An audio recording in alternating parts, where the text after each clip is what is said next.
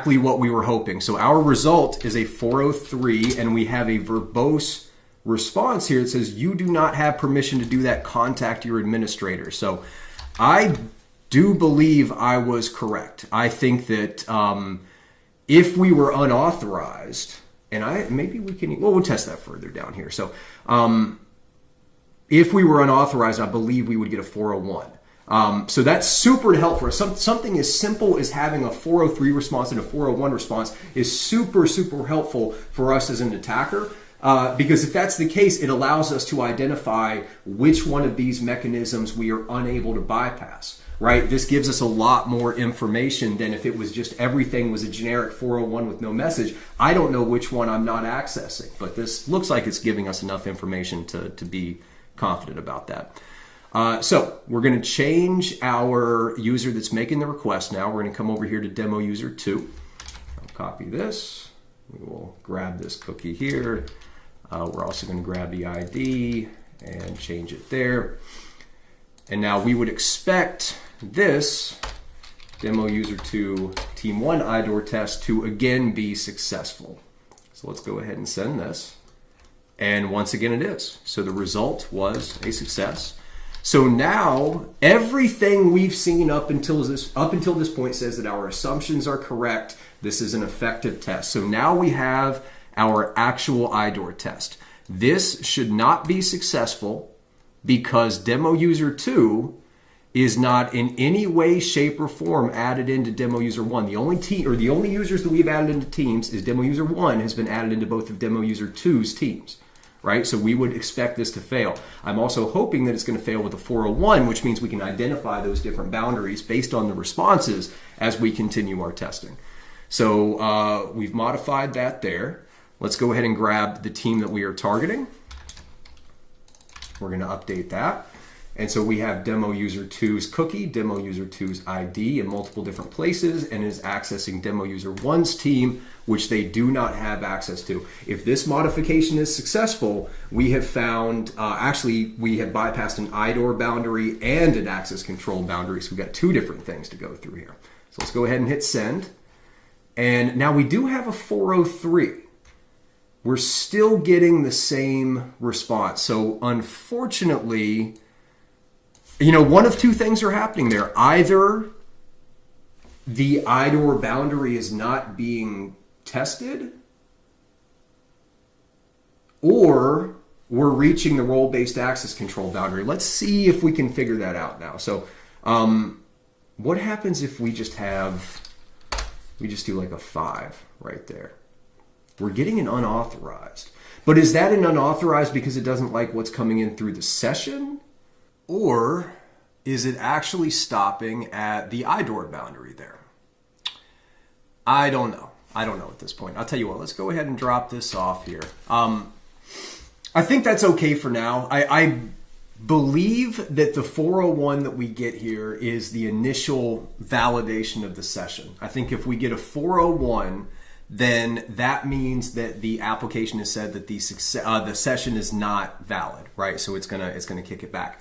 Whereas I believe the 403 that we're receiving is after that session check has passed, I believe any type of ownership, so IDOR or access control, may give a 403 based on this testing. I could be wrong. It could be that just put request give a 403 and get request will give a 401. I don't know, but I'm starting to possibly, you know, put the picture together in my head. So anyway, the one piece in our notes that we don't have yet that I want to start documenting, and I'm making a lot of assumptions. Everything that we're doing in this is making assumptions, right? Because we don't have access to the server-side code that's back there. So, but the one piece in our notes that we haven't opened up yet and I haven't talked about yet that I want to, we can come back up here. So we've got the objects, the mechanisms, we've got our boundaries. What we also want to identify is validation patterns.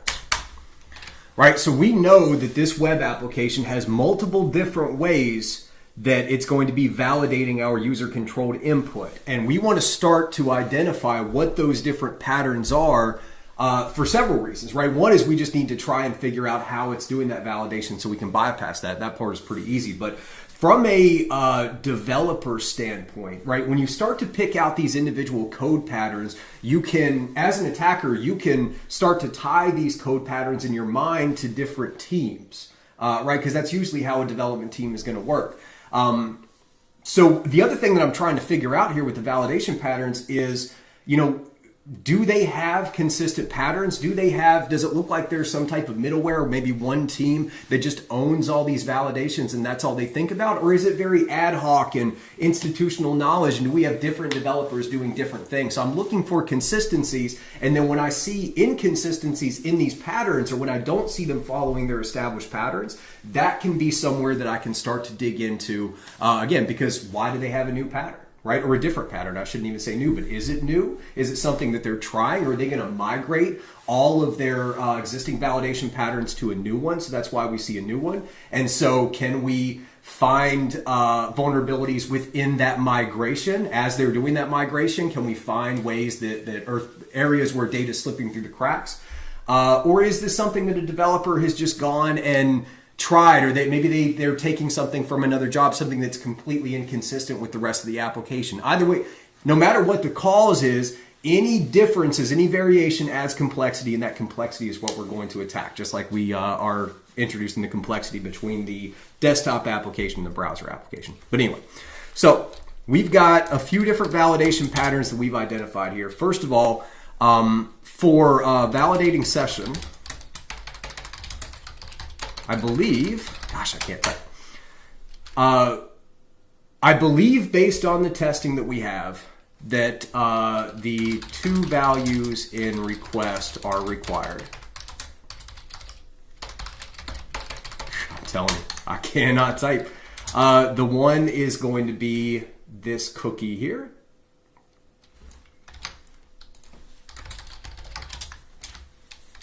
And the second is going to be a header, which is our Figma user ID.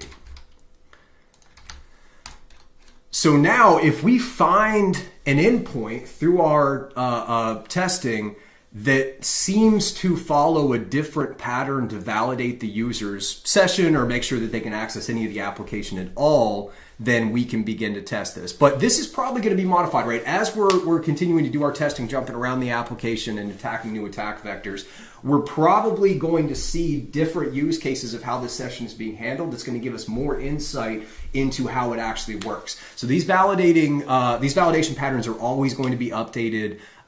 I almost imagine this type of testing is like a ship that just rocks back and forth. You know, we go in and do some testing in Burp, like we have been. We go through and run these different tests, and we're gathering knowledge as we're doing that test.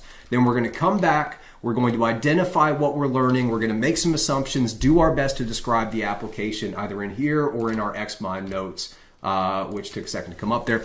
And after that, and we've got our notes, we can take a step back and just think for a little bit and try to find new attack vectors. We can go back in and do more enumeration and start to try to identify new places that we can actually target the application, right? And it's going to be that constant rocking back and forth and back and forth. And the more time that you spend doing that, the more time that you dig into an application over weeks, over months, you're going to start to really get to know that application, really get to know the patterns, and very easily you're going to start to recognize the variation in those patterns. And a lot of those variations come when the development moves forward, right? Don't just think about trying to find bugs in the past, bugs that already exist within a web application. Try to find bugs that are going to be introduced in the future. Think about how you can sit back and monitor changes in the application and identify when the developers are making are validating in a different way or making changes to their code patterns, so you can possibly find those new vulnerabilities that are coming in the future, right? Okay, so I believe this is how it's validating the session. Maybe the refer header comes in, maybe not, but I haven't seen the evidence that it's really, really required, so I'm going to leave that out. The other patterns that we have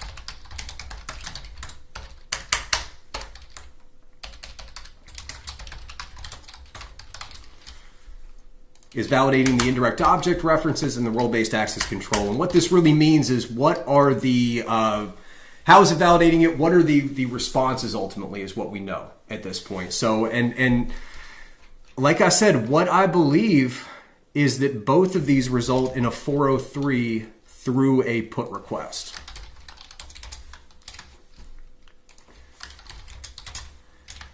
Now, I could be completely wrong. I could have made a mistake on my test and accidentally did the same test here because, again, it's very tedious. It's very challenging to actually go through and make sure that you're effectively testing it. So I would probably repeat that a few times. But based on what I've seen, this, I believe, are the validation patterns we've identified. Every request that goes to the web application that is going to an authenticated endpoint, the first thing that application is going to do is validate based on this cookie and this user ID header that this user should have permissions to go and access that authenticated endpoint that has a valid session at this point as well. I believe that's what's happening right here. Once that validation is confirmed, the application will then say, okay, this user has an active session. They can go in and access the authenticated accounts. Now let's check to see if they're accessing any data.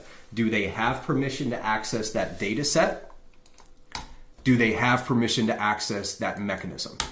And it seems that at least when going through a put request, that the response from the server is this 403, you don't have permissions to do that for both. I want to go in and test some other IDORs to see if we can get this result. I think that a GET request is going to have a different output because a lot of times they're completely different validation mechanisms for GET and actually modifying any data. But again, these are all assumptions.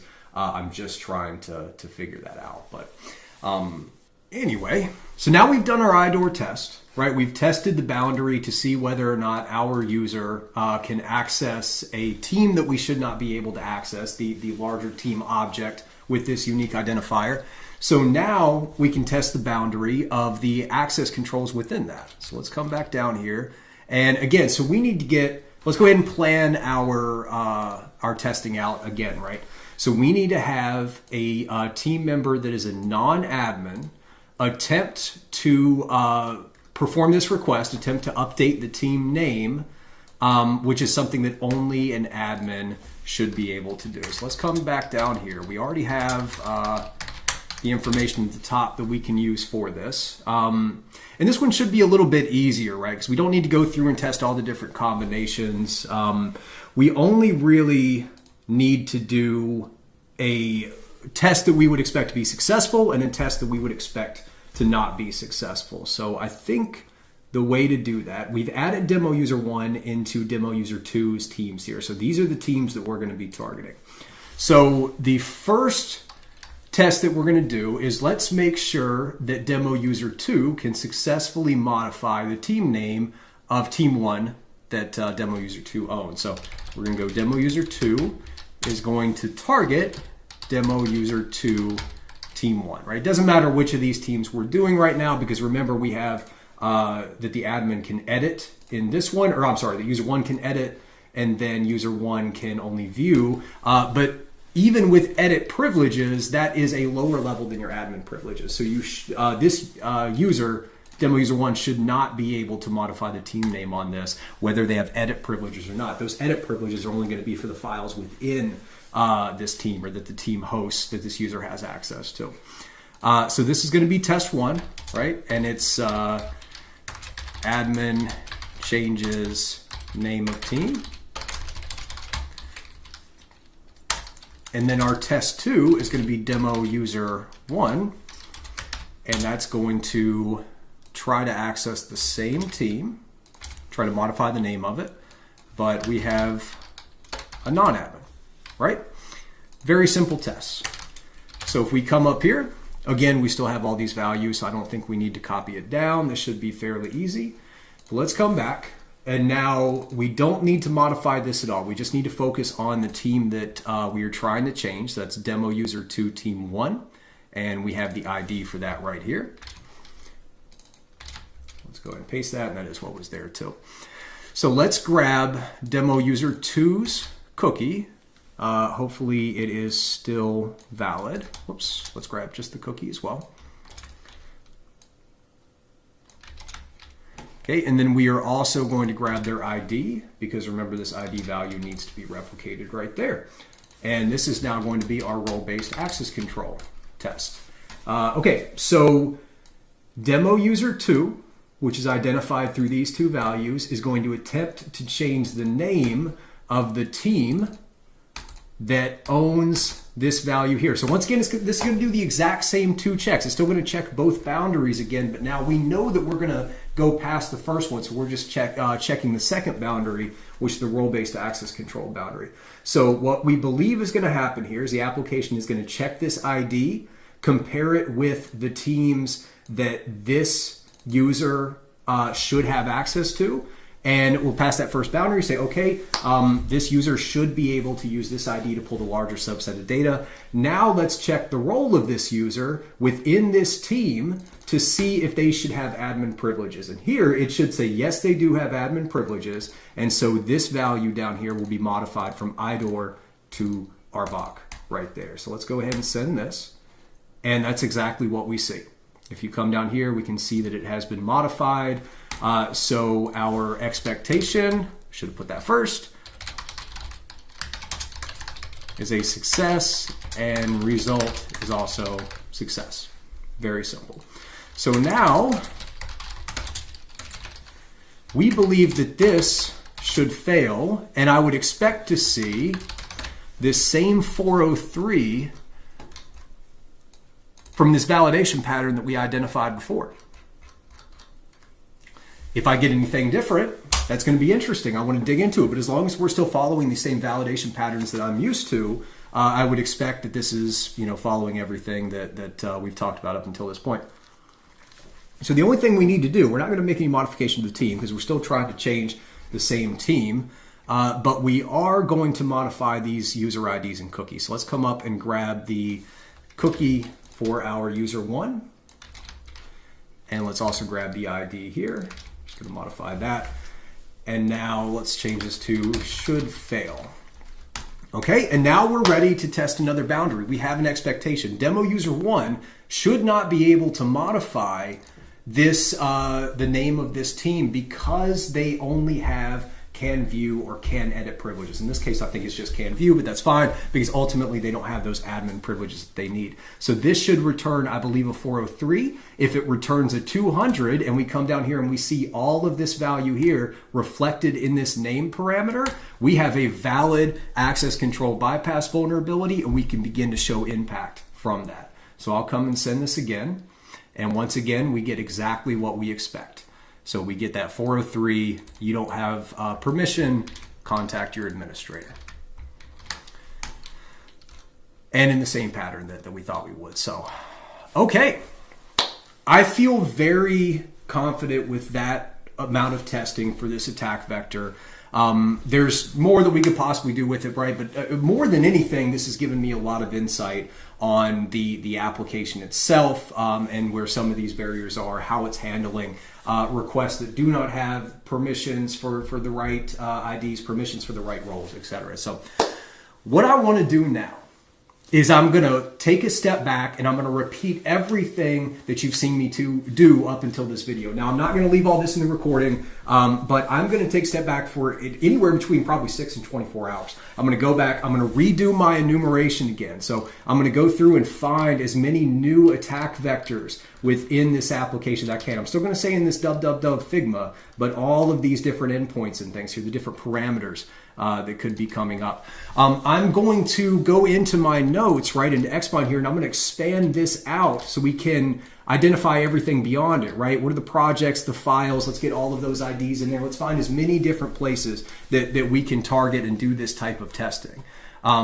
I'm going to keep going back and forth with that for a little bit, and when I come back, I'm going to have a list of between 4 and 5 different attack vectors that I think are good targets for us to walk through one by one. I think it's a great way to start winding down this video is let me go back, find a bunch of good targets with different use cases. We'll talk through each one of those, do our testing in the same way you've seen us do before. And then finally, I'm going to make sure that a few of those are leveraging the WebSocket within this application. We could talk about how IDORs and access controls are effective within a WebSocket, like I mentioned at the beginning. But let me do that. I'll come back here. Well, for you, it's just going to be a second. We'll do a smash cut, and we will go from there. Ready, go. We're back. Spent most of the night last night going through and finding a couple different attack vectors. So we've got 4 on the list here to go through that I think are going to be really great.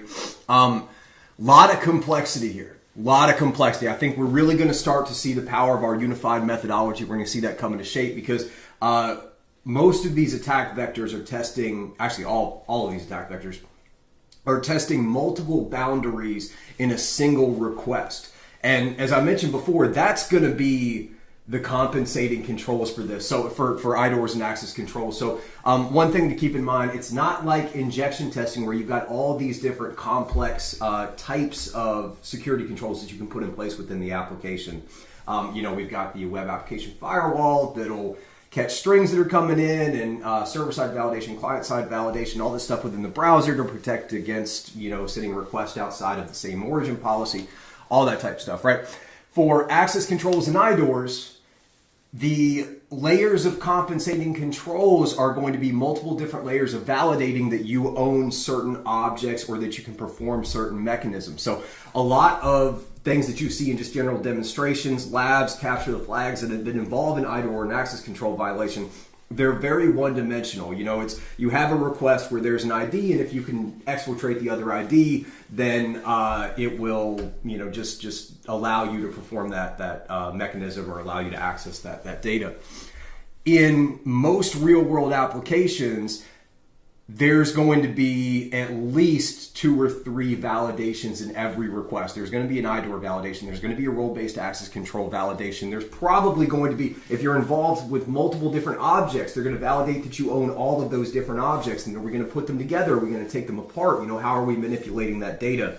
All of that comes into play when you're testing on a real-world application. So the first attack vector we're going to look at, I think, does a good job of demonstrating that without having too much complexity. And by the way, so when I was looking for these attack vectors, at least these first two, because I used a few different methodologies to do this, but the first 2 ones that we're going to look at, the way that I found these is, as opposed to going in and looking through the requests and looking for parameters and finding an actual request that I thought would be a good option for IDORs because it has an ID in it that maybe looks sequential or whatever that would be. The methodology I used for this first one is that I took a step back, I evaluated what I've learned about the application up until this point, and I proactively went and found a mechanism and specifically a request, an operation that I believed would be very valuable if I could get some combination of IDOR and access control violations. That is in contrast to other things we've seen before where we go out and look and say, oh, this has an ID value, and so, okay, this may be one we can look and we can test from the request.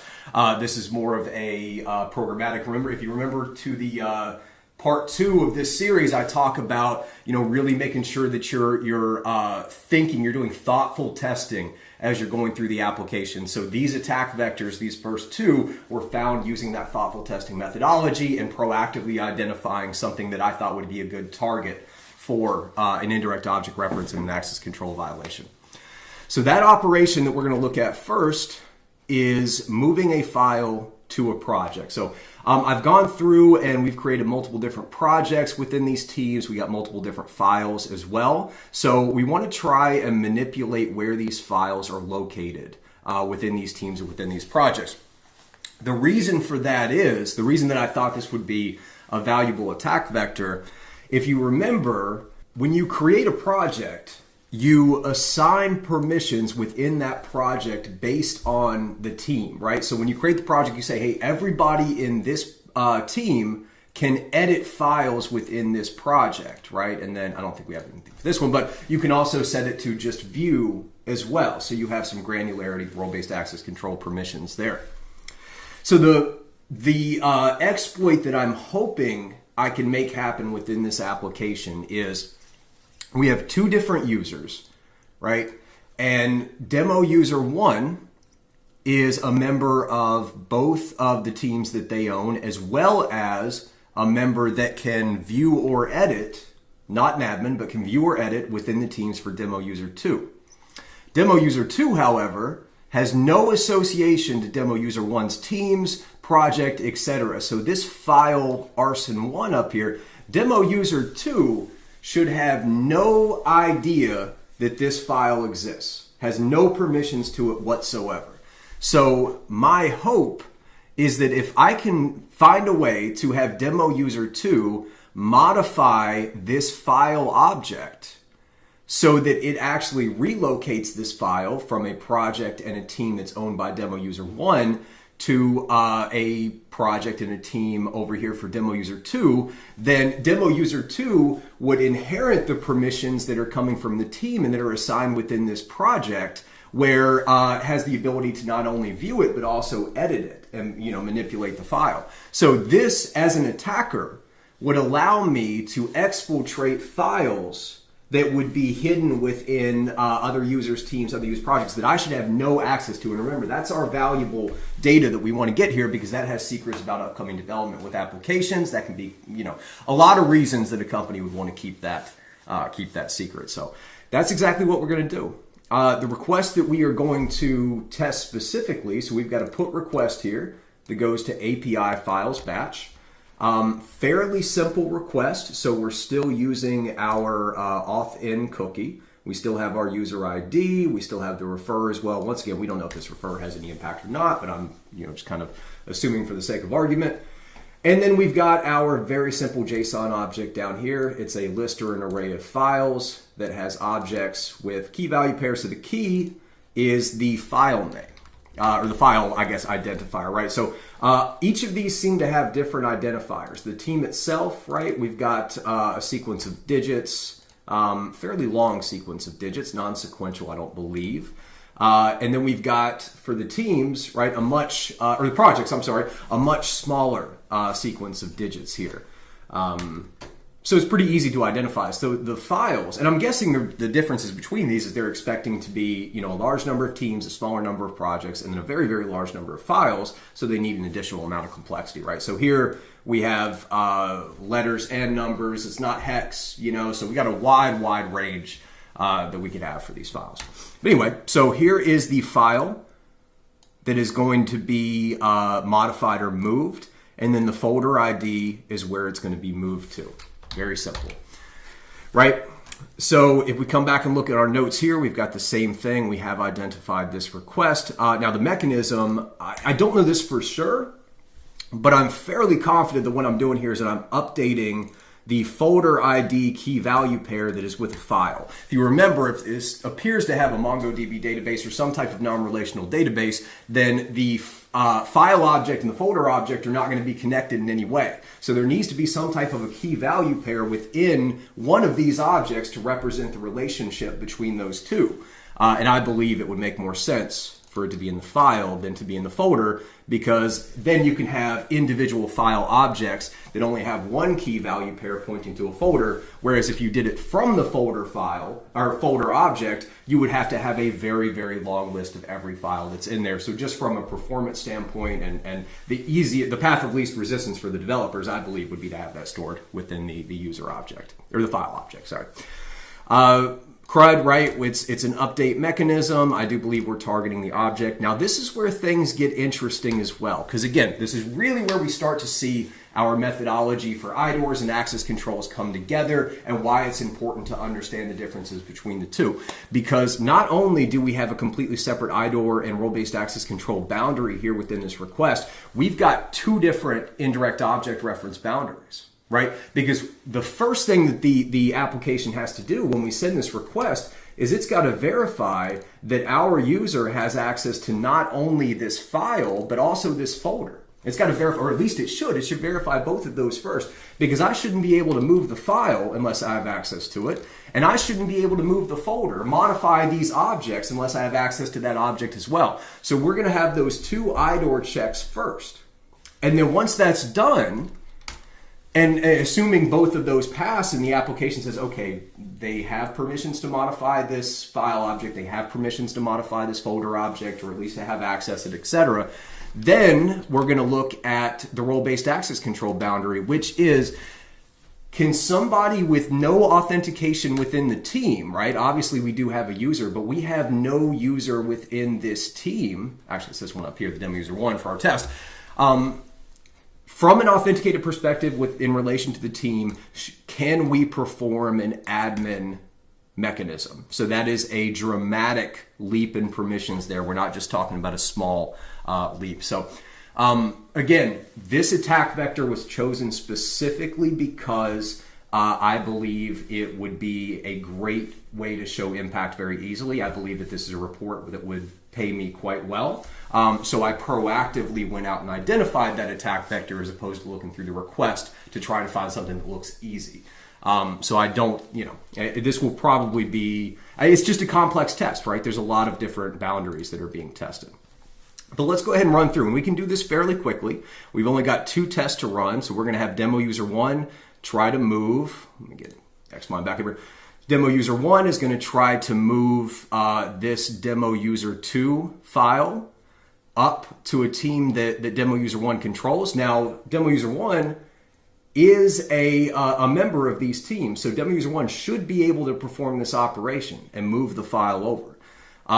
The next test we're going to do is the exact same thing, but demo user 1 is going to try to grab this file arson and move it back over to this project. If they do, they will have stolen that file because demo user 2 does not have the ability to access that file based on our current permissions. We expect it to fail, but if it's successful, we have a very, very impactful vulnerability that I would be very excited to report. So let's do this first. Let's go ahead and get this up here. I'm just going to refresh, and I will do the same on our Figma browser. We'll just click around a little bit because I want to grab some fresh session tokens in here. Here we have our first one.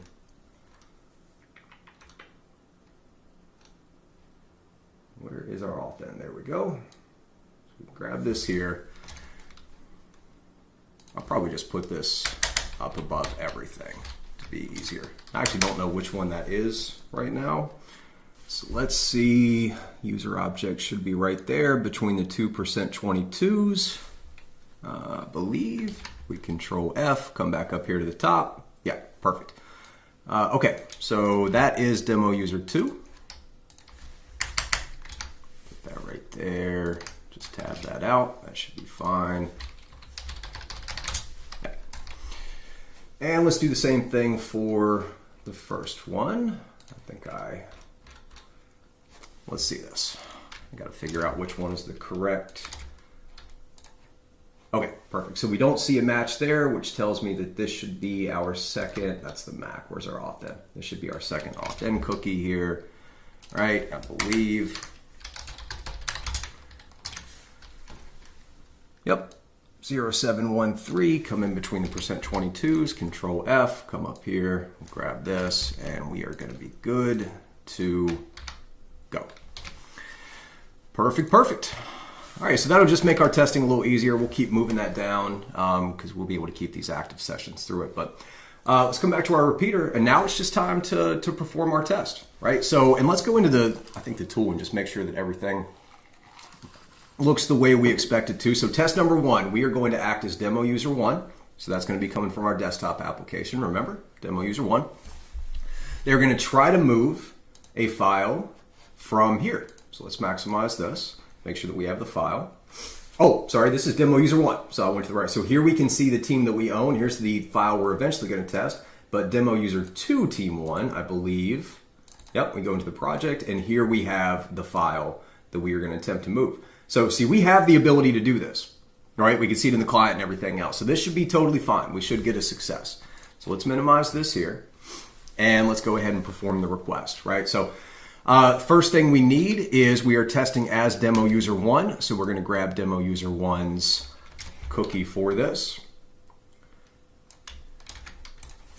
We also know that there is going to be an initial session validation based on our validation patterns up here, or at least we assume that they're still doing the same thing, to validate that we are the user ID we claim we are. So let's grab this user ID here, and let's go ahead and put these in, refer just to be safe, and that's good. So now we have everything within the request itself to prove that we are demo user 1 right there. So now we just need to tell the application what we want to move. So we want to move demo user 2, or file demo user 2. So if we open this up and we come to our Xmind, I've got the ID already identified there. We can copy and paste. That looks like it was already in there too. Perfect.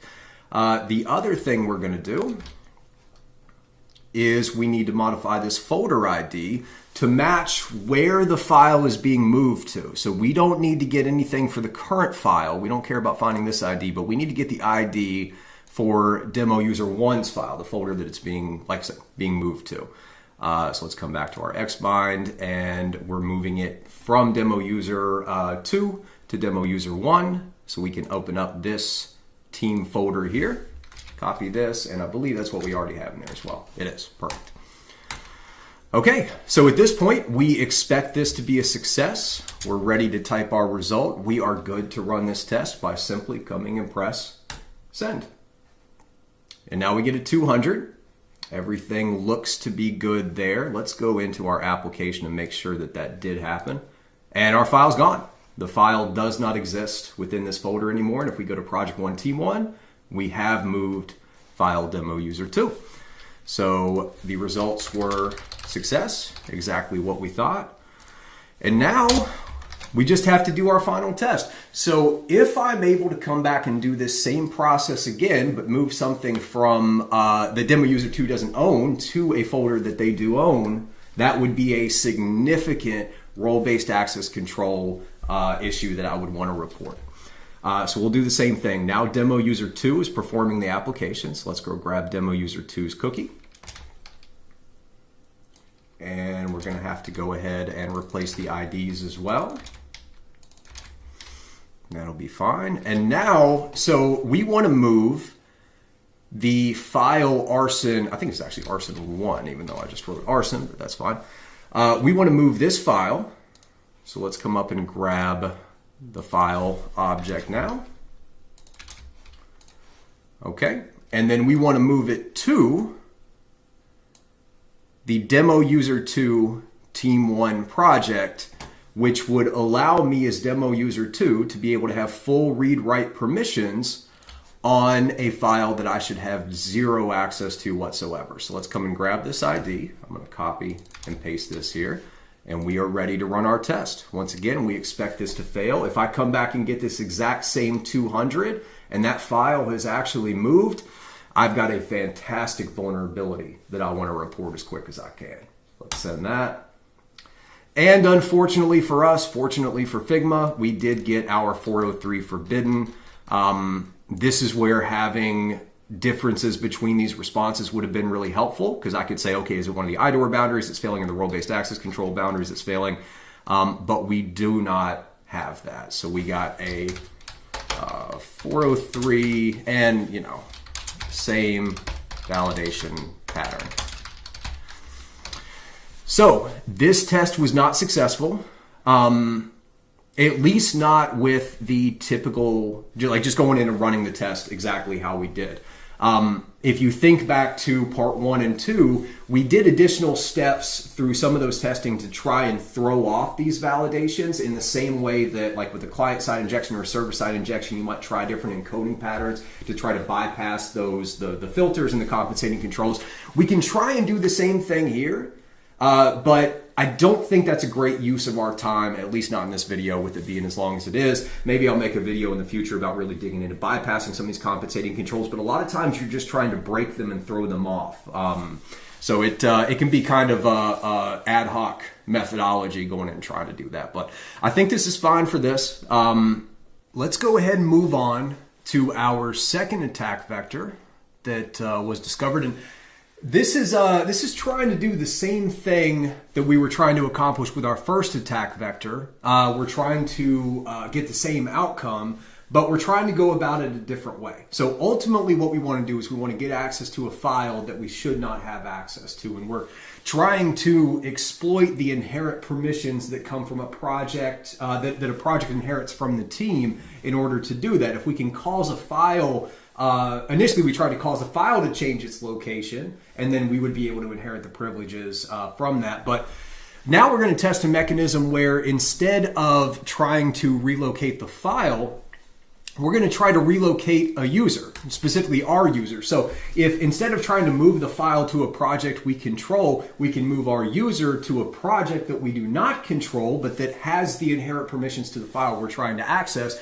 we can get that same outcome that we were trying to get, but just through a different mechanism here. So let's go ahead and move over in Burp Suite. And so we're now using a post instead of a put, which means there's probably, it doesn't necessarily mean this, but usually a put is just going in and directly modifying one user, or I mean one object, or actually putting the object directly in the database. A post is usually more granular, but those are, so where they would take individual values and modify them. Sometimes it's modifying on multiple different objects, but that's kind of just like an adopted standard. That is in no way a rule. It's just we can kind of start to make assumptions there, or at least put a note in the back of our head that could be what's going on. But anyway, so we've got a post request going to this API invites, and this is how we send those invites to another user to add them to the team. If you remember in the beginning, we sent those from demo user 2 to demo user 1, and that added our demo user 1 to these teams down here, right? So that's how we were able to get those can view and can edit permissions. So we want to try and do the same thing, but we want to do it ourselves. So instead of being a user that controls, let's get our Xmind up here just to explain it a little bit. So instead of being a user that controls the team, so I'm demo user 1 and I'm going to send an invite for demo user 1 team 1 to our user over here. Instead, we're going to act as demo user 2, but we're going to try and still get an invite that is going to allow us to join this demo user team 1. And that's going to give us access to the project because the project inherits these permissions here. Anyone in team 1 can edit. And then finally, we will get access to our arson file that we've been trying to target as part of this process. Now, the request itself, what's actually happening here when you send this request is you can see down here, it's got a list of emails that are basically going to get an invite. It's got the resource that's going to be linked to. So this is kind of really what's happening here is there's an endpoint that's linking two different resources, similar to what we had before, two different objects, similar to what we had in the last one. And then you can see here, there's a resource ID or a key. So we've got some granularity here. It's expecting to have one of two different things. I would assume there's some code in the back end that grabs that value and says, is it a resource ID or a key? And then from there, it will say, okay, we are going to link this to where this user, this email is going to have access to this resource ID or key. And then we've got a level down here as well, which we can talk about in a little bit because I think that's a final test we can do. But let's leave that alone for now, right? If we look back over here, so the mechanism itself, right, we're actually updating the project ID with collaborators, but that doesn't happen automatically. So project object, right? So every project has a list of collaborators that are essentially assigned to that project, that are able to access that project. That's just a list of users that when the project loads, it says, okay, give me all the collaborators, the users that are allowed to access this, and then it'll compare the user that's trying to access it to that list there, right? Those don't actually get put into place until the user accepts the invite. So what this mechanism does is it just sends those invites over to the user. And then if you remember, we get up here our notifications to where we can come in and approve those, right? But we have full control over that. We as demo user 2, if we're trying to get access to a project, a team that we do not have access to, we're the one that's going to receive the invite. So as an attacker, the only thing that I have to do here is I have to send an invite that will link a user I control that should not have access to the team to this team. So we're trying to leverage our permissions here in this one as an individual user. We're trying to bypass those controls to allow us to link those two together, which will then give our user access to a project and the files within that project that we should not have access to, right? So we're still doing an object, or an update, we're updating the project. So we have a few different boundaries here, but it's a little different than it was before. So before we had two different IDOR boundaries that were being validated when a single request comes through. And every request was going to validate both of those boundaries. Here, with the IDOR, we just have one boundary. We just have to make sure that this user has the ability to modify the project or the object that it's doing, and that's going to be most likely right here. Let me actually copy this and see if we can find where that is listed as well. Yeah, so here we can see these are our team objects that we have used before. This is actually demo user 1, team 1. So this is exactly what we thought. The original IDOR is going to check to see if we have permission. Whoops, sorry, I went too far. If we have permission to access this team? If we do, then we will link, or we will send an invite for this user to this team, which will give us access to the project because we inherit that, etc. So that is our goal. That's the first boundary that we have to pass is, does this user ID have access to this resource ID, which is linked to linked to a team there, but then ultimately gets access to the project. The other boundaries that we have in the role-based access control, we do have two different boundaries, but in contrast to our first one where every request is going to go through these two boundaries, there's going to be granularity between the tests in regards to these role-based access control boundaries. So the first test that we have that we're going to conduct, and let's come down here. Good grief. The later it goes in these videos, the worse I get at typing. I don't know what it is. Okay, so our first boundary that we're going to do is right there. And the second boundary we're going to test is our team can view and can edit. Now let's look at why that is. Whoops. So our first test that we're going to do, this is the one that should be successful. So if we open back up our Xbind here, right? Demo user 1 is going to add demo user 2 to team 1. So this is something that we know we can do. There's no reason that demo user 1 can't add new members to this team here. So we're going to go through and send that invite, make sure it comes through, and then we can accept it. The next test we're going to do is we're going to see if demo user 2 can send an invite to demo user 1 team 2 right here. There is no link between this user and this team. No link whatsoever. There's no reason that we should be able to send that invite out. If we do, if the invite will come directly to us, we can just hit accept and boom, now we're a member of this team and we inherit all of the files that are under here, which we could, again, just for testing, we'll do this separate one there. So that is us from the team. We are operating from an unauthenticated perspective. We do have a session within our environment, but we are not authenticated in any way to any of these teams. So the first boundary we're testing with this is, can a user from an unauthenticated perspective in regards to the team execute actions that only a team admin should be able to do, which is sending those invites right here, right? And we would expect that to fail and we'll come in and see. The next test that we're going to do is we're going to come in as demo user 1, but we're going to test and see if we can also get an external email. So somebody completely separate to this to come in and access our demo user 2 right here. So if you remember, once you're in the application, let's go ahead and get it brought up here for demo user 1. So we can go into the teams that we own here and we can, or the teams right here, and we can click on this invite and we have two different options, right? So we can do by email and it'll actually populate the, if I do demo user 2, I think you have to do the actual thing first. And, well, it doesn't look like it wants to pop up there. But so these are going to be emails that, if it already exists in there, remember we saw that it will go and send out an option for that user to log in, and it will associate this invite to their existing user. Otherwise, it's going to create a new user for this email, send it out to them, they'll set up their account, and then they will be added to the team here. So this is what we have been using before.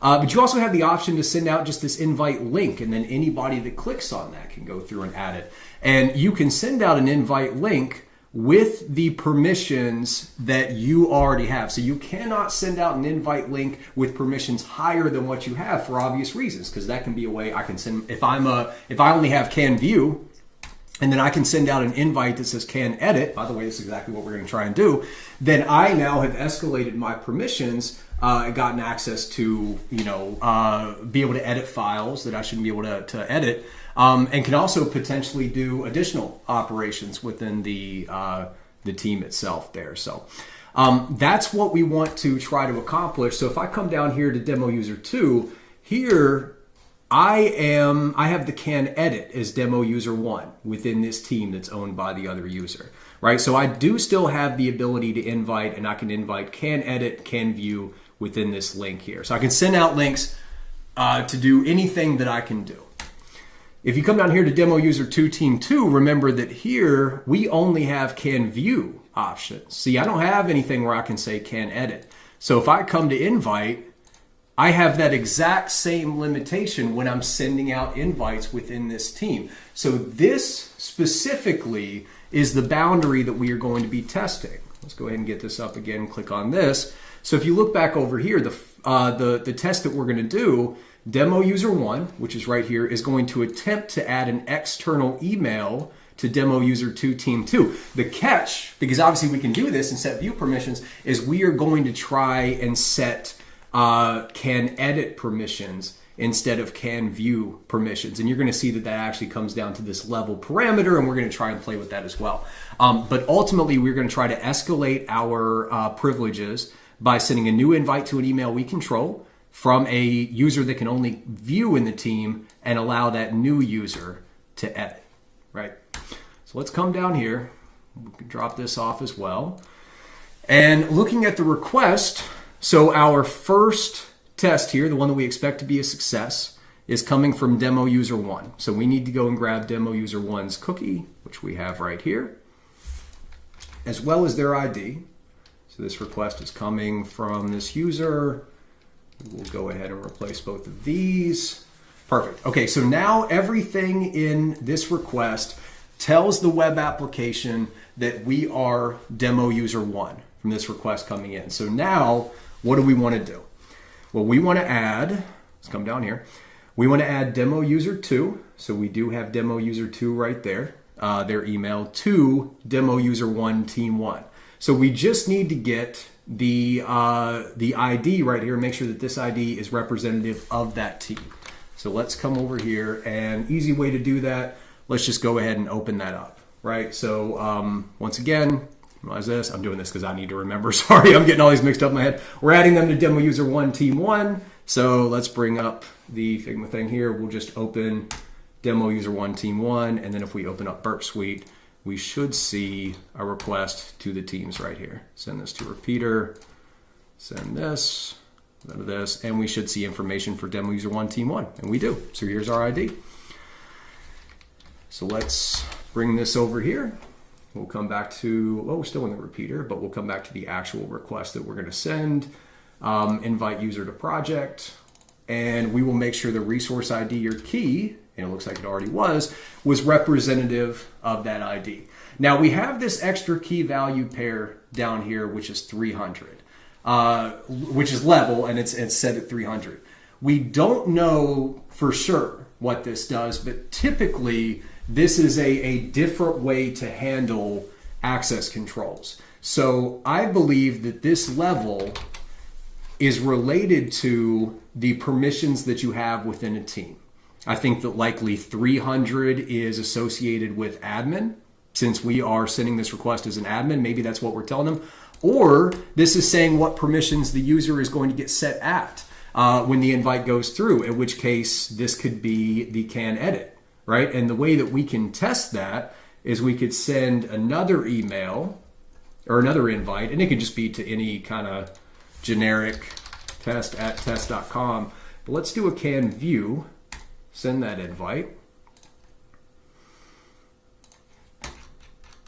And if we come down here, it is. So we have a 100. So let's come document this here.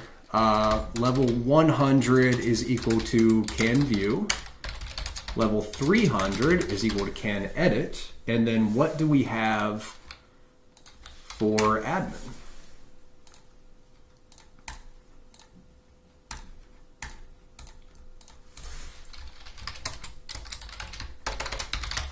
Doesn't look like there's a lot of sanitization on there too.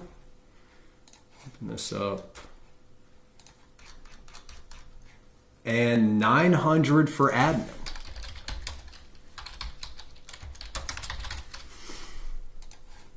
Okay, so not only are we going to try and send this request and try to trick the application into allowing us to add our user to a team we shouldn't be able to have access to, shouldn't be able to be added to, we can also manipulate this integer value that seems to correlate to the permissions we have in the team. So we have 100, 300, and 900. Is there a check on the back end that makes sure that it's one of these three? Are there other options we don't know about? Are there, is there a 1200 that's above this? Is there probably not going to be anything lower, but who knows? They could have hidden multiple different permissions. There could also be issues in the logic of validating this. What if they have if the number is greater than X, Y, and Z, can we set this level to just any arbitrary number? What happens if we set it to a negative number? What happens if we set it to a string instead of an integer? Would allow us to do that. There's a lot of ways that we can potentially break this validation of the level to escalate our privileges going through here. But anyway, we'll talk about that once we get down here to the modify level. Let's come back up and we'll run our first test to start. So we've already got everything coming from our user. We just need to, we've got it tied to the team. So if we send this, and actually I think we've already sent it, right? Am I wrong? If we come back here to our user, no, we don't have anything for demo user 2. So maybe I just haven't sent it yet. Let's go ahead and send that request right there. We have a 200. Oh, looks like it popped up there. Perfect. 200, it was successful. We can come over, and if we hit accept, that will add them into the team. Let's go ahead and do that. And now we see the team has been added there.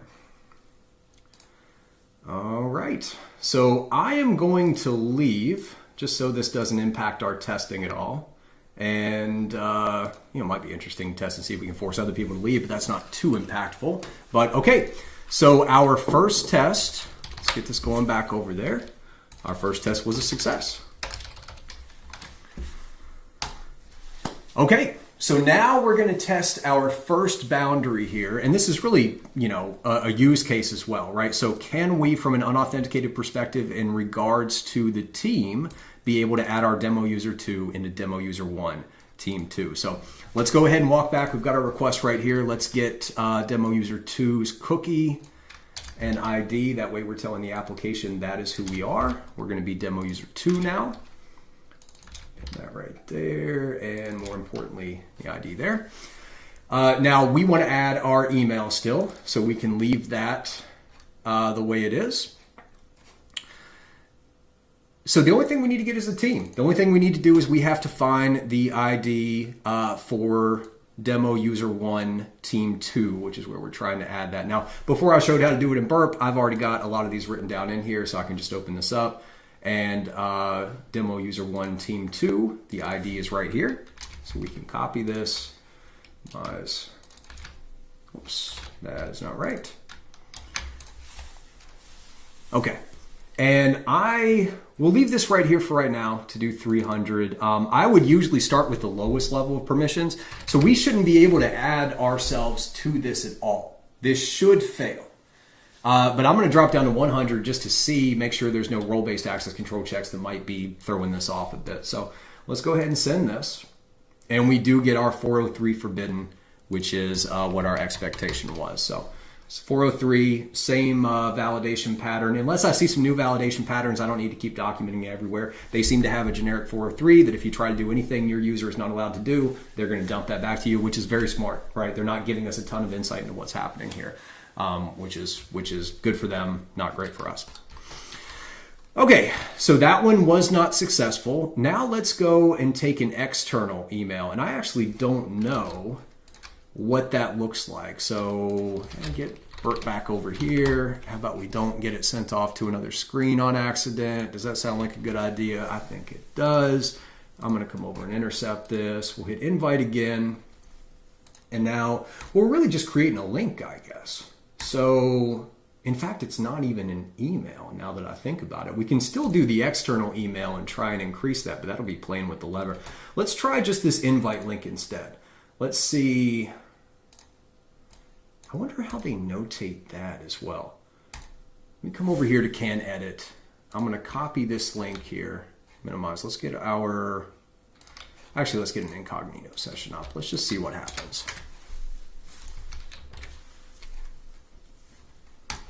So it looks like we have to sign on, but that wouldn't make any sense. We're doing a link. Or create an account. Okay, so we are creating an account here. What is the, when we first just paste this down, Okay, so it's an invite link that is creating that. How does this mechanism work?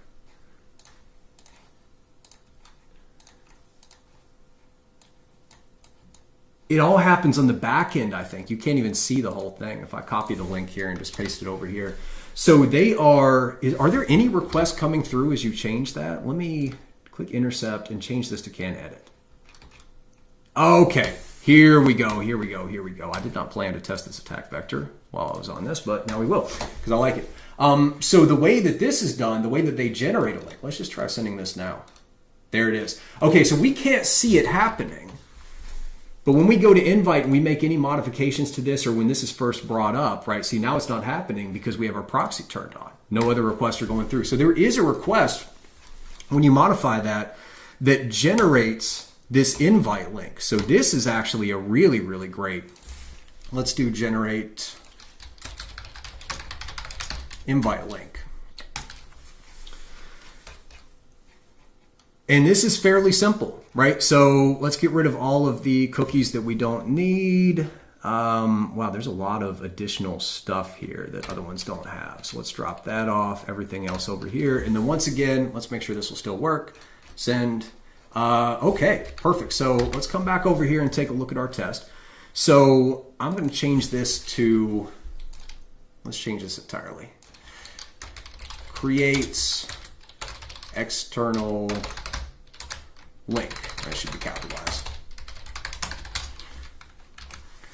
There we go. The syntax I use, if it's all lowercase, then it is directly correlated to like a data within the application. If it's all caps, it's more of like an operation, adds, creates, to, etc. I treat them like SQL queries. Capital case is typically like a mechanism or more of like a thing within the application.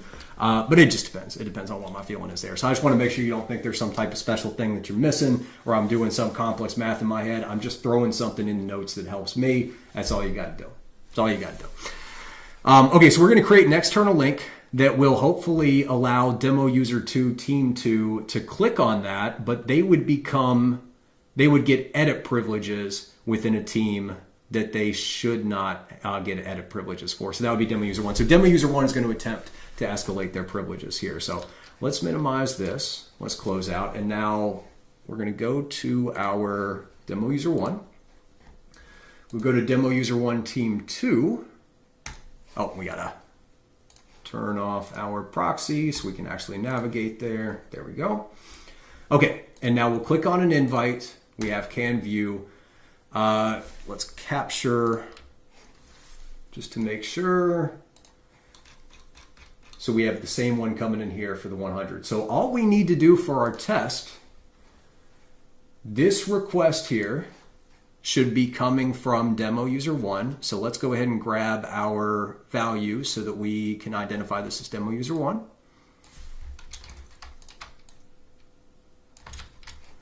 We're going to grab our ID. And we'll put that in the places it needs to be. I still don't think the referrer header makes that much of a difference.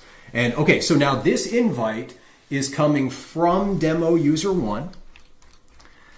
And it is going to, where do we get on here? Comes from demo user 1 and is going to attempt to create this external link. And really all we need to get is this token, because if you go back and look at it, it's just like an invite / token, that will allow the user to gain those privileges. Now, this put request that originally came to has a 300, but the request that came through now, the can view, is just a 100. So let's start there for right now. Let's just make sure that we can create the link.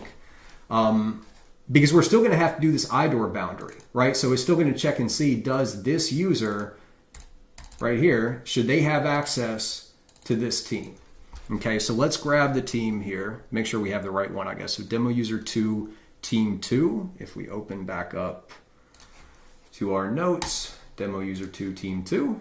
And there's our ID, right? Once again, our user can view. Okay, so this should be successful. I would actually create another test over here usually, but I think that's fine.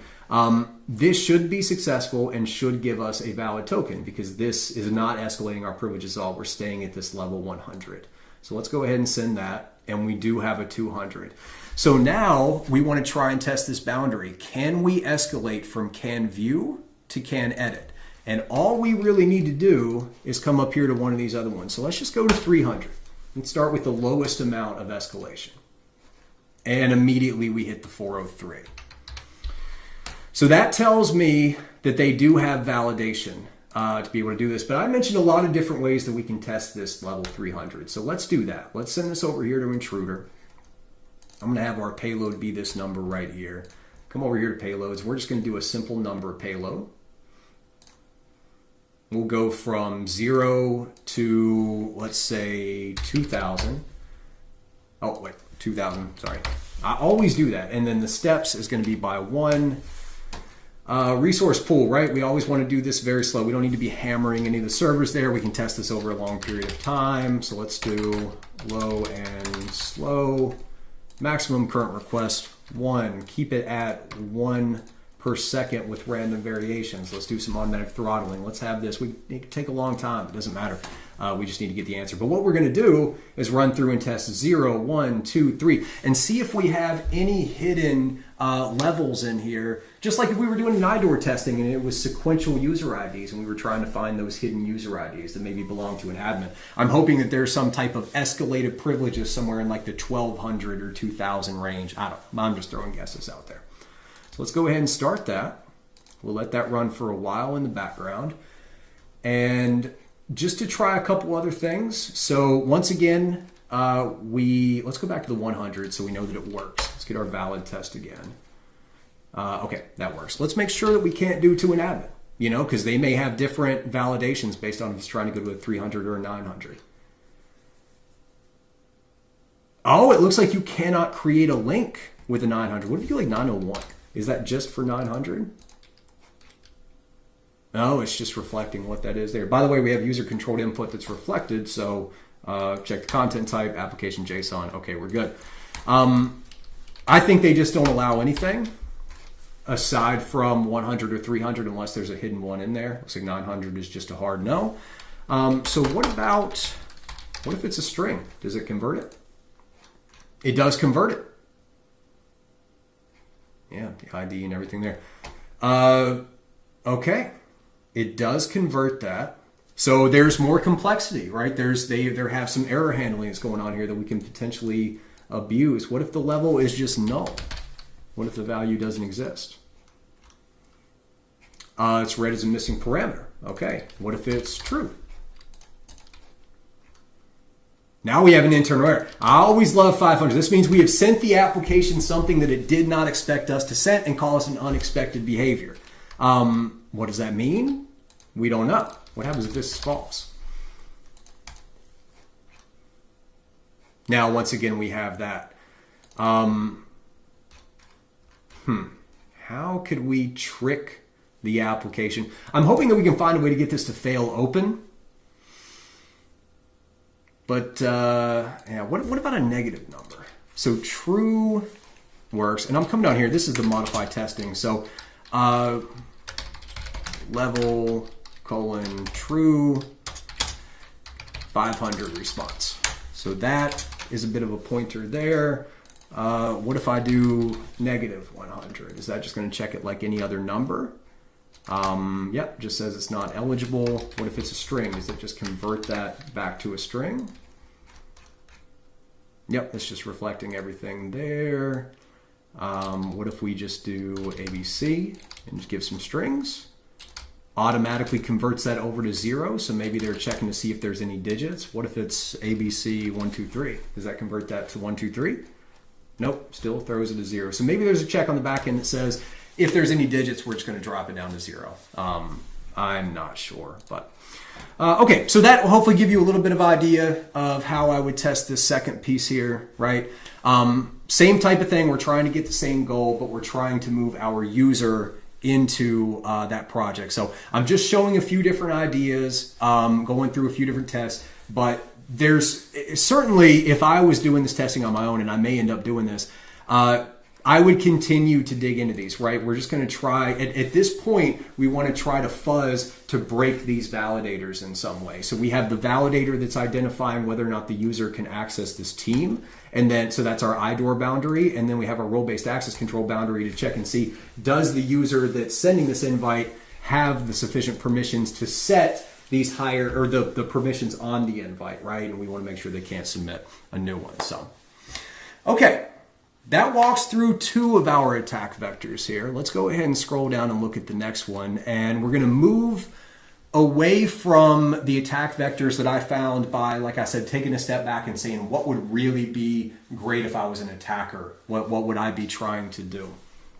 So instead, I went back to all of the requests that we had up until this point, and the methodology I used to find this one was I wanted to look for requests that were very obvious candidates for indirect object references or access control violations. Access control violations are usually kind of hard to see, but IDORs, you're looking for some type of ID in the request. So this stood out to me for 2 reasons here. And what we're going to try and do is we're going to try to access files through a desktop endpoint, but we're going to use the browser, a desktop application endpoint, but we're going to use the browser to access that endpoint to see if we can throw off the validators that way.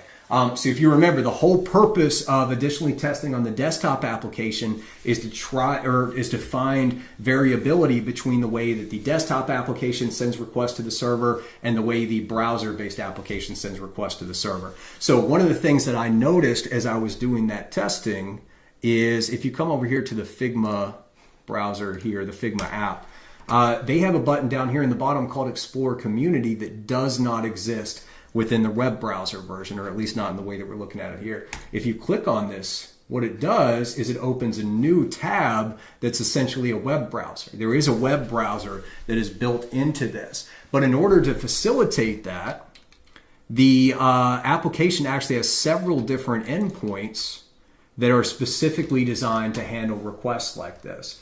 So we have desktop new tab as one of them, and that's why it stood out. Now the FUID here, after doing some poking around and testing, let's fairly easy. You come in and copy this and do Control F and find that. You'll see that, oh, that's the only one we have here. But these are tied to different user objects that we have, right? We can see right there's our user ID. We can come back up here. So this is very clear. We're creating a new desktop tab, and then we are sending a user ID as part of this. So because, and let's make this a little bigger here, and we can come over to the repeater itself. We can go to that. Desktop versus browser. Here we go. So from this request, we are sending a GET request to access this page that loads up several different files. So let's go ahead and copy this here, copy the URL, and I'm going to open this in my browser. I'll do it in incognito mode. Do I have a private? No, I'll close down the other one. Okay. So we'll open up the other private browser. Let's go ahead and add this in, and this will load up. And I'm interested to see if it actually loads here or not. It looks like it's not going to. No, so nothing comes up here. Okay, so let's see if there's anything in the console as well. But I can show what it looks like. What in the world is that? Huh, that's kind of interesting. But okay, so we have a session here for demo user 2. So what I can show is if we come in and we paste this in, and then we make sure that our user ID in this is demo user 2. Let's grab this here. Oops. Now it does take a little bit typically, because what's happening is this URL loads, and then based on this ID here, there we go, it's going to start to come up. Based on that ID here, there's a ton of client-side JavaScript that gets loaded up. In fact, let's go ahead and open this right here so we can see. Come to the network tab. The browser's running a little bit slower than I'd like to be. Might have to do a reboot here in a bit. Man, it's running really slow, isn't it? Jeez. Okay, well, forget that. But, well, yeah, of course, right when I say that, it goes away. But, all right, I'm going to do a reboot before I keep doing this. But anyway, we can see here, so this ID is submitted through the GET request, and then when the page loads, and keep in mind, this page was only supposed to be loaded from the desktop application. So right now, the browser itself is kind of freaking out a little bit because it was meant to work within their browser that was built into the application. So we're adding in this additional complexity. We're throwing some things at the application that it didn't intend to. But the application is sending a ton of client-side code when we load up this page, and then that client-side code is accessing this value and going through and pulling back some information about what teams we have, etc. So instead of sending the request directly to the server, it loads up this page intended to load up this page within our Figma desktop application, and then load everything else from there using that client-side code. So because this is a very obvious indirect object reference attack vector, because this is an endpoint that was intended to come from the desktop, so it may have different functionality when it's loaded in a browser, and because this seems to get us access to files, which is something that we're trying to get access to initially. Now, obviously, there's going to be another step here to get to it, but we don't know. There may be a trust relationship between this page because it may assume that this can only come from the desktop application here. So that's always something that I want to text. We're throwing a ton of extra complexity in there that the developers probably haven't spent a ton of time thinking about, and hopefully we can get that unexpected behavior. So let's go ahead and minimize this here. Let's get Burp Suite brought back up, which I think is what's slowing down my system so much right now. And we'll get rid of this. So the testing itself is going to be fairly easy, right? Let's go ahead and let's do this. Let's get this reduced as well. So we just need to keep that auth-in cookie, which is right there. So everything else above it can go away. Everything else below it can go away as well. And now all we need to do to test is we need to see if we can get this page to load when we have an ID that does not match the cookie here. Now, is the page entirely going to load and get us access to something we shouldn't have access to? We don't know because so much is happening with the client side. But we can at least start there. And I don't believe there's any change in the response based on what we're sending. So let's do this. Let's grab a valid cookie for demo user 1. We're going to put that in there. And then we'll grab the ID as well. And we'll add it there just so we can see that those match. So I would expect for this to give us a 200. We'll go ahead and send that there. And then let's see, let's open this up. We'll get rid of our incognito tab, and I'm going to open up our regular Figma tab here. And I want to actually get logged out. I just want a typical browser that I can use. And now I'm going to right-click, show this response in the browser. And of course, we could always just say render right here and see what happens. But I imagine that's going to take a while trying to come through the Chrome. Yeah, I don't love waiting on that. I want to see how it works in an actual thing. So we will load this. Oops.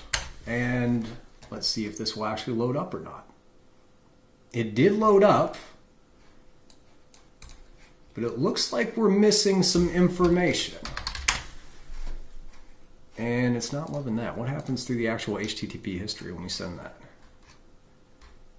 We are unauthorized. Okay, so the cookie was sent in the initial request. So yeah, that's exactly what's happening. The cookie was sent in the initial request, but then once the client side JavaScript loads, that cookie was not stored in the browser. So that seems to be causing a specific issue here. So, but that is a way that we can do our test. What happens if we have a different thing? What if we have a different combination? So let's get user 2 and send this. Do we have no variation in the response, or at least not with the response code? Let's show this response in the browser.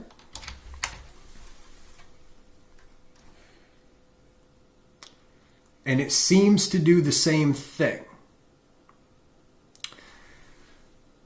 So the question is, do we have the ability to get any of this information to render without our client-side code here? Because we're going to have to take this cookie and get it injected in the browser, which means we'd have to store it. Now that we're starting to poke at this a little bit, I actually don't love this as an IDOR attack vector. Let's come back over here to this. It looks, and this is one of the reasons I talk about the different methodologies is, coming in on these, approaching the mechanisms that will be high value and are good candidates for IDORs can be a great way to make sure that your testing is actually a good use of your time. This, on the other hand, I was expecting to just be able to modify this value and be able to see, but it's much more complicated than that with the client-side code. So I would actually put a pin in this for now. I think we need to try and get some type of client-side injection as part of this. I'm going to do plus client-side injection, right? Because I think you need to have something else. This is not going to be a straight IDOR. There's a lot of complexity here with how the page is being loaded and the files are being loaded. But I'm feeling pretty good about the idea of leveraging this endpoint to potentially poison the client side and then later cause it to have an IDOR. So I would actually look for this to be a chain between two different vulnerabilities. Like I said, the first being that client-side injection, possibly a prototype pollution, or JSON injection. There's a lot of JSON that renders in that DOM. And then from there, you can potentially get it to access files and objects that you should not be able to access. So I feel good with that for right now. Hopefully that gives you something to start moving on with as well. Let's go ahead and move down to our last of the 4 attack vectors that I found last night.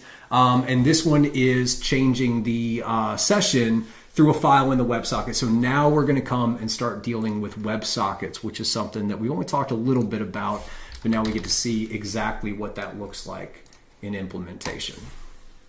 So if you think back to the beginning of the video, when we were talking about WebSockets, you'll remember that I said HTTP, HTTPS. So each of these requests, not this one actually, but each of these requests that's come through using HTTP and HTTPS, these are not stateful. It is a one-time operation. We send a request to the server. We have to prove who we are in every single one of those requests. And then based on that, the server is going to say, okay, here's the data that I'm allowed to return.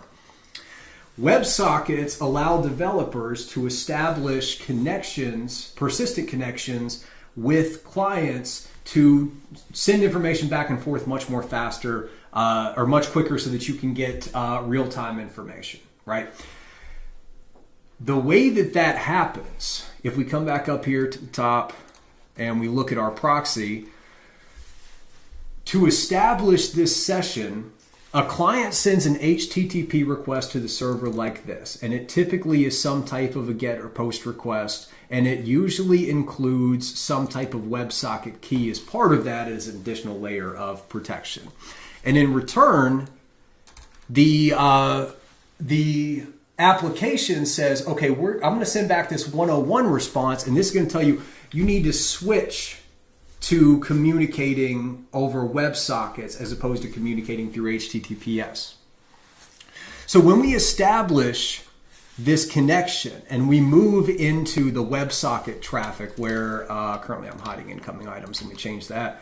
But we move into this WebSocket to where we are just relaying information very, very quickly back and forth with the server, right? So here's an example of some of those. We have to initially establish who we are as a client so that they don't have to validate, the application doesn't validate every time as we're sending those WebSocket requests back and forth between it. So this is our first opportunity for an indirect object reference when you're looking at WebSocket connections. Can we first trick the client, or trick the application, into believing that we are a different user? If we can do that and then we can continue to communicate as that user within the WebSocket, then we're going to be able to get, then that's a privilege escalation right there. That is an example of where we can get additional mechanisms that we would not have had access to before. So this looks like one of those options. The way that you would look through and find that is I would actually search specifically for any response status codes that are a 101, and you can just very easily sort by starting at the the lowest number, because they're typically a 200 is the lowest number of status code that you're going to see. So when I'm looking for indirect object references or access control violations by poisoning the WebSocket's initial request, I'm going to come down here to the proxy and burp suite. I'm going to look at every request that goes in as a response as a 101, because that 101 switching protocols tells me that we are moving to a WebSocket request. But you should also know that not all of these WebSocket connections are designed to communicate critical data. In fact, a lot of them are not. A lot of them are designed to be used from an unauthenticated perspective. Now, we don't have that here because you establish a WebSocket connection when you're working and collaborating, which is why I think this is a good target. But if you just have a chat bot on the front of a generic page and there's no authentication, you're probably not going to be able to get too much as far as IDORs. That's where you want to look for server-side injections, things like that. Client-side injections too, but server-side more so. So what I'll do is I will click down through these, and I'm looking for any of these requests. First of all, anything that's not a GET request is better, although GET requests are very typical. Actually, it may be possible that you have to do a GET request. I don't know that for sure. I think I've seen some post requests, but I could be wrong. Somebody correct me if I am wrong in the comments. But I'm looking through these parameters, and I'm looking for, or the cookies, to see if there's any information that we are providing the application to say who we are. The most secure implementation of this is that we've already established a session, and then we are using that session in order to establish our WebSocket connection as well. And we're going to use that session to validate who we are. I believe that's how this is being done. I don't see anything within these parameters here. And we can see if we send this over to repeater, let's send this again. And here we get a 400 error. And the reason for that could be two reasons for that. One could be that we could have an issue with our security WebSocket key. I think that's part of it. But it also may be that our session is invalidated at this point, and that's the reason we're not getting it. There's a lot of layers of security within establishing this WebSocket connection that I want to save for another video. That's not what I want to focus on right now, but I wanted to talk about a little bit of the basics with this. I would need to spend a little bit of time to figure out how everything is calculated to get a secure connection. But one idea that I do have here, if you look up at the top, let's grab, where are we at? We have our user ID value right here, which obviously is associated to one of our known users that we've been using. You can see we have a client type, so maybe this will change if I do desktop as opposed to web, right? I always want to introduce that new complexity. And then kind of weird, so we have this here. This has a different user ID. So this looks like that came out of our testing. We were testing that desktop new tab. It tried to establish that WebSocket connection. It was not able to. So I'm starting to wonder if there's some type of execution flow between that desktop tab that we were playing with before and this here, to where if we can get these two values to match, potentially it would load, establish a WebSocket connection or load more information than we previously had. We don't know right now. But if I was going to try and do an IDOR or an access control violation on this initial connection, so spoof another user, I would most likely target this user ID value as well as this additional parameter that's put at the end of this. I would want them to match as a different user that I didn't control, and then hopefully they're not validating our session to see who actually owns that session, and that would allow us to get some access in there. So, but like I said, I want to save that for another video. We could do a whole deep dive on WebSocket testing and poisoning the initial connection and everything. And this video is already going to be a lot longer than I ever intended it to be. So instead, I want to look at the actual request going to the WebSocket. So let's not worry about poisoning the initial request, and let's instead looking for any opportunity where we send a request through that WebSocket that has a user ID or some type of an identifier or performs some type of a mechanism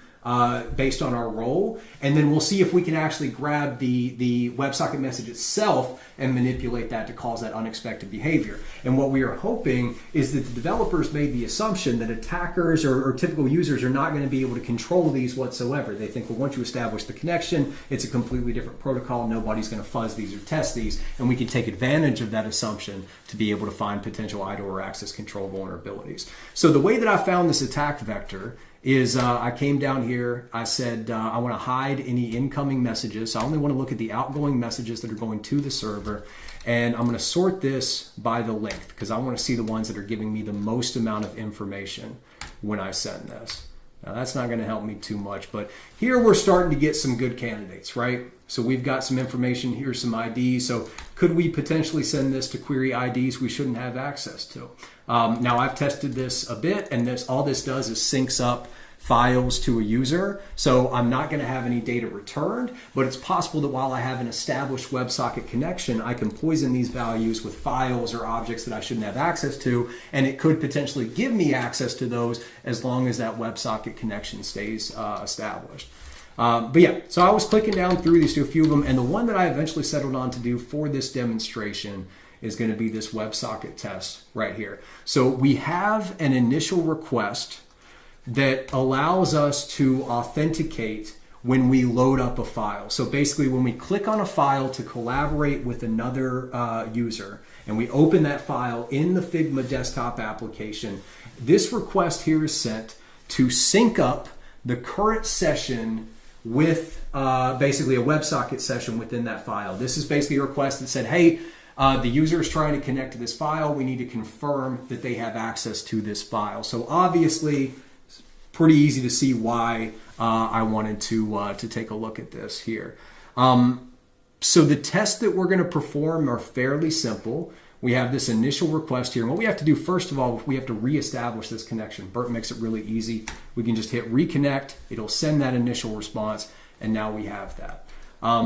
So what we're going to do is we're going to kind of check out that file or tell the application through this WebSocket connection that we are going to sync our authentication with that file temporarily, and it will give us access to that file. So let's go ahead and send this here, and you can see this was successful. So let's come back over to this. Our first test, we want to have demo user 1 establish a socket in the WebSocket to demo user 2 team 1. So the team, remember, this is the team that our demo user 1 has been added in with the permissions to be able to edit as well. So it would make perfect sense that we would get a successful authentication to this and be able to access that file. So we expected this to be a success. This was a success there. This was basically the same request that came through initially, right? So if we come back up here, oh, wrong one, sorry. If we grab our user ID 0713, remember that's our demo user 1. So in order to test this going the other way, we want to have demo user 2 attempt to access this team here. So our demo user 1 team 2, which is being identified through this value here. And then we've also got the user ID reflected in 2 places. It's going to be in a get parameter there as well. So in order to do our final test here to see if we can access a value through the WebSocket that we shouldn't be able to access, or a file we shouldn't be able to access, all we need to do is come and grab our user ID for demo user 2. So let's come back up here. We're going to replace that in both places, here and in here. Oops. There we go. And we are going to get the team ID. I think I said the word team weird there, but that's okay. I'm going to keep going. We want to get the team ID for our demo user 1 team 2. So demo user 1 team 2. And theoretically, we should not be able to access this because at no time have we added demo user 2 into demo user 1 team 2 at all. This is a completely new team that even in our other testing, we have not had any success with. So here is what success looks like. If we're able to establish another authentication success here, then we should get our session ID through the WebSocket and be able to actually establish a connection to that file and start collaborating on a file that we should have no access to within the tool. So I've already come through and tested or changed those. I'm just going to change our team ID. And now we have our team ID here, which points to our right here, demo user 1 team 2, right? Let's just confirm that we've got that correct. Keep doing that. Hey, some things in Windows take 2 clicks from the hotkeys, some take 1. What's up with that? I want to know why that is. Very, very curious. Okay, demo user 1 team 2. Gosh, it gets really, really hard to keep this all together. Our ID is right here. That does match 6582. And then, of course, we have 0622 for our demo user 2 right there. So we should be good. Let's go ahead and reestablish a connection here. And we will try and send this through the connection that we have established with our demo user 1. We should not expect this to work. And we get an auth fail. Okay, so once again, exactly what we expected. We can go ahead and hit fail right there, and we can put fail right there. So obviously, unfortunately, we're not getting any real vulnerabilities through these, but these are all really great tests. So this would be the initial round of testing. what I would do is go back and now try and break the validations. We know that the developers have put the validations in here, so now we just need to go through and break them. But I think it's also important to remember, let's go ahead and move this over here, but the purpose of these videos is to demonstrate a methodology, a repeatable methodology that anybody can use to go out and start finding bugs, or at least start doing bug bounty hunting. I am not able to show a valid vulnerability or a valid bug, at least not that exists within the application here, as part of these pre-recorded videos. You know, it would either have to be something that has been found and resolved, or, you know, if I do find a vulnerability within this testing, obviously I can't show it in the video because that would be wildly illegal and unethical, and yeah, just really not something that that you want to do. But the purpose of these videos, like I said, is to teach how to do this testing, teach the methodology, or at least to show the way that I do it.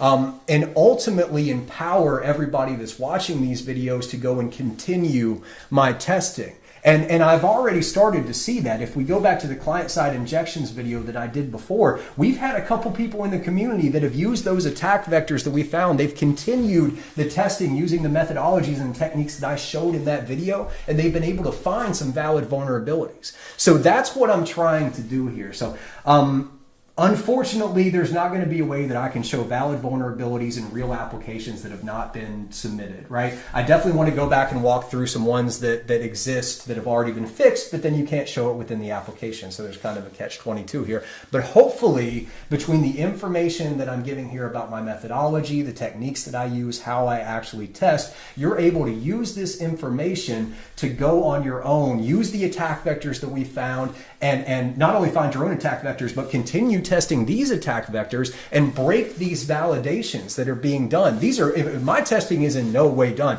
I'm going to continue testing these myself. If I find something, I want to submit it. You know, I found a decent little $500 one for my client-side injections that I was testing on too. Remember, we had that API endpoint with mass assignment. We got a little fun stuff going there. I don't typically like to talk about the vulnerabilities I get, but I just want to kind of show, like, typically when I stop these videos, it's at the point where I think we're close enough that we might be able to find something. So these are the endpoints that I'm going to continue to test. I'm going to continue looking for similar endpoints moving forward from this. But anyway, so let's get the screens flipped back around and we'll talk a little bit about what we learned. We can go ahead and wrap this up. Now, remember, in part one of this video series, we learned how to test an application for indirect object references. We learned how to identify where those mechanisms are, where a unique identifier is being used to pull a larger data set that could include some sensitive data. We talked about how the application is going to validate against that. And we talked about a few ways that you can fuzz to bypass those validations. So all those same techniques from part one can be used here. Remember, we're throwing different hex values of ASCII characters that it wouldn't expect, Unicode, things like that, trying to find different avenues in to grab that data as opposed to the main one that they would expect to see. All those different ways that we can try and break those validations. In part two, we talked about testing the boundaries of role-based access control. So as opposed to accessing data that we shouldn't be able to access, we're now accessing mechanisms, and most of our testing exists within a single instance of the application. So we're looking to escalate privileges. If we are a lower level user, we want to get higher our permissions, maybe get an admin, maybe there's an admin in something above. All those different tests there. By the way, the level test that I did where I tested for a bunch of different numbers did not come back with anything. That's why I didn't show it. So, but I only tested up to 2,500. I didn't go down. So who knows? There may be some other things there. Anyway, sorry, I digress.